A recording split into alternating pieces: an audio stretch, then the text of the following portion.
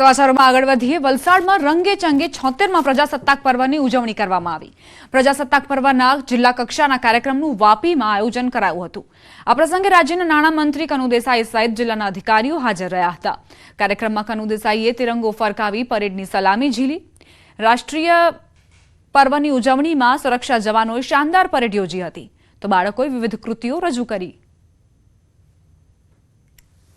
આપણા દેશના 76માં પ્રજાસત્તાક દિનની ઉજવણી જિલ્લા કક્ષાની આજે વલસાડ જિલ્લાના વાપી ખાતે કરવામાં આવી. આમાં જિલ્લા વહીવટીતંત્ર, અહીંના ધારાસભ્ય શ્રી ધવલભાઈ પટેલ, ધારાસભ્ય ભરતભાઈ પટેલ, જિલ્લા કલેક્ટર શ્રી, ડીડીઓ શ્રી, જિલ્લા અધિક્ષક શ્રી અને મોટી સંખ્યામાં આગેવાનોએ ભાગ લીધો. નડિયાદ મહાનગરપાલિકા બન્યા બાદ પ્રથમ વખત મ્યુનિસિપલ કમિશનર દ્વારા ધ્વજવંદન કરાયું. શહેરને વિકાસ તરફ લઈ જવા કમિશનર અને ધારાસભ્ય પંકજ દેસાઈએ કટિબદ્ધતા દર્શાવી. મહાનગરપાલિકા કચેરીના કેમ્પસમાં વૃક્ષારોપણ કરવામાં આવ્યું. આ પ્રસંગે ડેપ્યુટી કમિશનર, પંચાયતી રાજ સમિતિના અધ્યક્ષ અને નડિયાદના ધારાસભ્ય પંકજ દેસાઈ સહિત સ્થાનિક આગેવાનો અને મહાનગરપાલિકાના કર્મચારીઓ હાજર રહ્યા હતા. ધારાસભ્યે જણાવ્યું કે મુખ્યમંત્રી દ્વારા ચાલુ વર્ષે અંદાજે 200 કરોડના અલગ અલગ નવા પ્રોજેક્ટ તથા અંદાજે 118 કરોડના જૂના પ્રોજેક્ટ મંજૂર કરવામાં આવ્યા છે. અને નડિયાદને મહાનગરપાલિકા બનાવ્યા પછી આ આપણા માટે પહેલો પ્રજાસત્તાક દિવસ મહાનગરપાલિકા તરીકે ઉજવાઈ રહ્યો છે. એવા નડિયાદ મહાનગરને સંપૂર્ણપણે વિકસિત બનાવવાનું, લિવેબલ બનાવવાનું અને રાજ્યના મોટા કોર્પોરેશન જેવા કે સુરત, અમદાવાદની હરોળમાં લાવીને ઊભું કરવાનું મારું નેમ છે. આ માટે હું સમગ્ર શહેરીજનોને અને તમામ લોકોને આહવાન કરું છું. આ તરફ બનાસકાંઠાના નડાબેટમાં પણ પ્રજાસત્તાક પર્વની ઉજવણી કરવામાં આવી. ભારત પાક ઇન્ટરનેશનલ નડાબેટ બોર્ડર પર પ્રજાસત્તાક દિવસની ઉજવણી કરાઈ. બીએસએફના જવાનોએ પરેડ, બાઇક રેલી, સાંસ્કૃતિક કાર્યક્રમ થકી પ્રજાસત્તાક પર્વની ઉજવણી કરી. ગુજરાતી ગાયક નિલેશ ગઢવીએ દેશભક્તિના ગીતોથી બોર્ડર વિસ્તારને દેશભક્તિના રંગે રંગ્યો. ઉજવણી માટે મોટી સંખ્યામાં આસપાસના વિસ્તારના લોકો પહોંચ્યા હતા.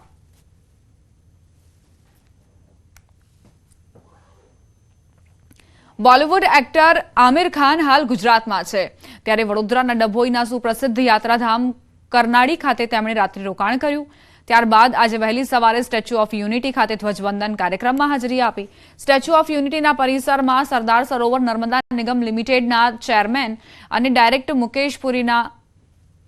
મુકેશ પુરીના હસ્તે ધ્વજવંદન કરવામાં આવ્યું. અભિનેતા આમિર ખાને પણ રાષ્ટ્રધ્વજને સલામી આપી. આમિર ખાન સ્ટેચ્યુ ઓફ યુનિટીના તમામ પ્રોજેક્ટ પણ નિહાળ્યા.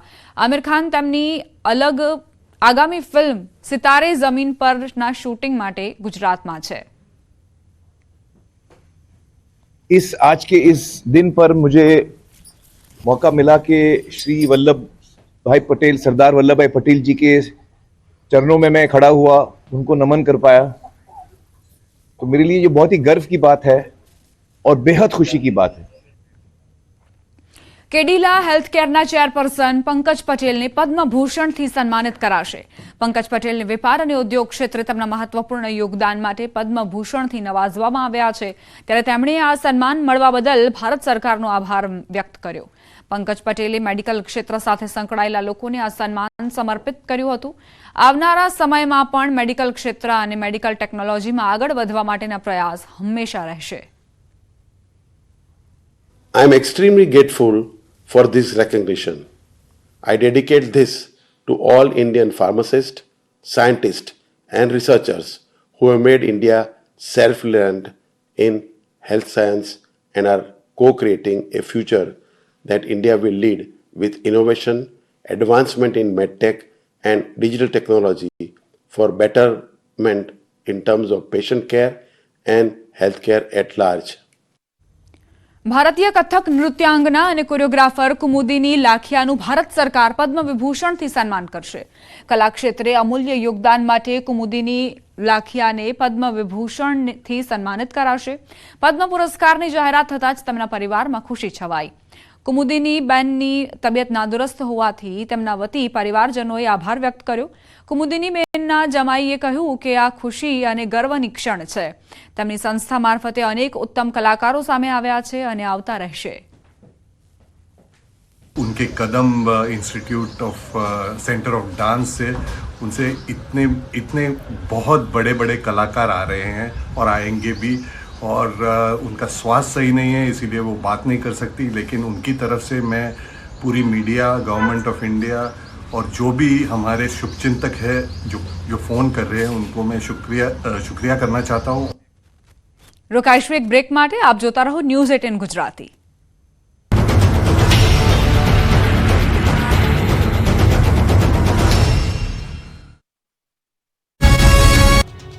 રાજ્યમાં જ્યાં જુઓ ત્યાં તોફાની તત્વોનો આતંક જોવા મળ્યો. ક્યાંક તોડફોડ તો ક્યાંક મારામારી, ક્યાંક બબાલ તો ક્યાંક હુમલો. અસામાજિક તત્વોને જાણે કે પોલીસનો ખૌફ જ ન રહ્યો હોય એવા દ્રશ્યો સર્જાયા. સુરત શહેરના લિંબાયત વિસ્તારમાં જાહેરમાં મારામારીના બનાવનો વિડીયો વાયરલ થયો. લિંબાયતના મારુતિનગરમાં સામાન્ય બાબતે સ્થાનિક લોકો વચ્ચે મારામારી થઈ હતી. વાયરલ થયેલા વિડીયોમાં જોઈ શકાય છે કે સ્થાનિકો વચ્ચે છૂટા હાથની મારામારી થઈ રહી છે. મારામારીની આ ઘટના દરમિયાન એક ચોંકાવનારી ઘટના બને છે. સ્થાનિકો એકબીજાને મારવામાં વ્યસ્ત હોય છે ત્યારે એક શ્વાન પણ ટોળા વચ્ચે આવી જાય છે અને એક વ્યક્તિના પગમાં બચકું ભરી લે છે.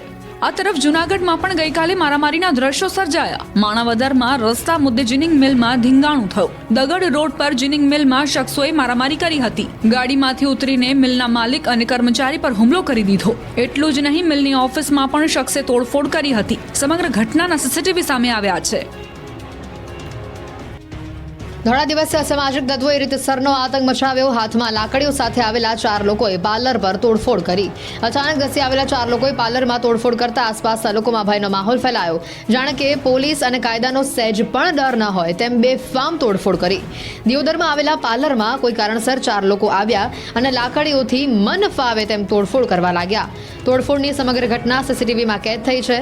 આ લોકોએ શા માટે પાર્લરમાં તોડફોડ કરી તેનું કારણ જાણી શકાયું નથી, પરંતુ આ સામાજિક તત્વોના આતંકથી સ્થાનિકોમાં ભયનો માહોલ છે.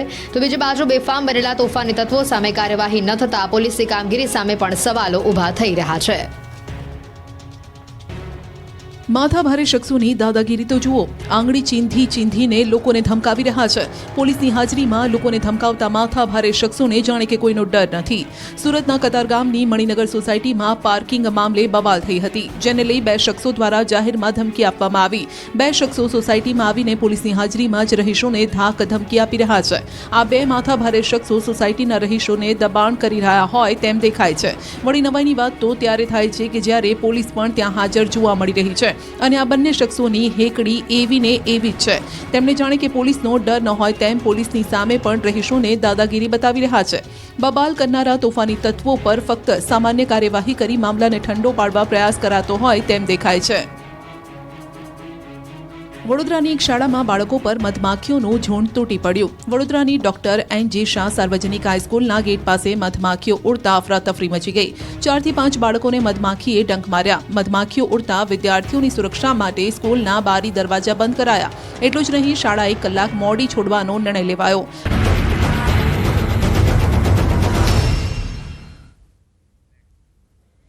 Welcome back. અનામત વિરુદ્ધ ભાજપ નેતાનું નિવેદન. સ્થાનિક સ્વરાજની ચૂંટણી પહેલા ખળભળાટ. ભાજપ